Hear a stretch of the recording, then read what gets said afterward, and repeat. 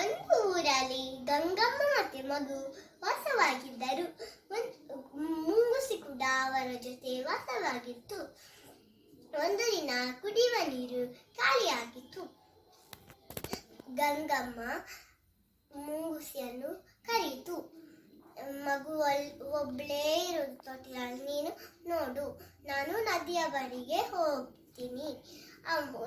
ನದಿಯವರೆಗೆ ಗಂಗಮ್ಮ ಹೋಗಿದ್ರು. ಮತ್ತೆ ದೂರದಿಂದ ಬದಿಯಲ್ಲಿ ಹಾವು ಇತ್ತು. ಮತ್ತೆ ಹಾವು ಬೇಗ ಬೇಗ ಓಡಿ ಮನೆಗೆ ಒಳಗೆ ಹೋಗುದು ಮುಂಗುಸಿ ನೋಡಿತ್ತು. ಮತ್ತೆ ಫೈಟ್ ಮಾಡಿತ್ತು.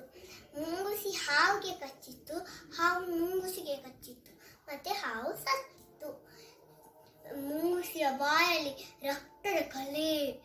ಮತ್ತೆ ದೂರದಿಂದ ಗಂಗಮ್ಮ ಕೊಡಪನ ಹಿಡ್ಕೊಂಡು ಬರ್ತಾ ಇದ್ರು.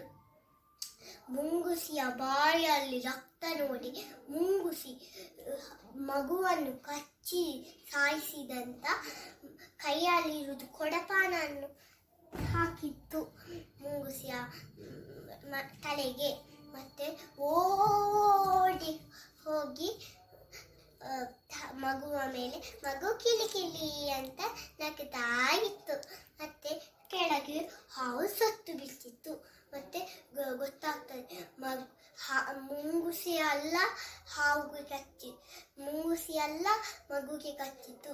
ಹಾವು ಬಂದಿದ್ದು ಫೈಟ್ ಮಾಡಿ ಮತ್ತೆ ಓಡಿ ಮುಂಗುಸಿ ಹತ್ರ ಬರುವಾಗ ಮುಂಗುಸಿ ಸಾಯಿ ಹೋಗಿತ್ತು.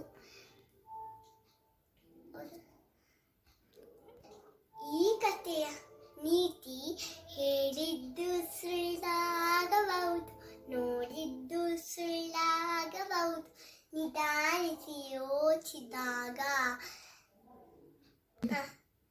ನಿಜವು ತಿಳಿಯುತ್ತೆ. Thank you.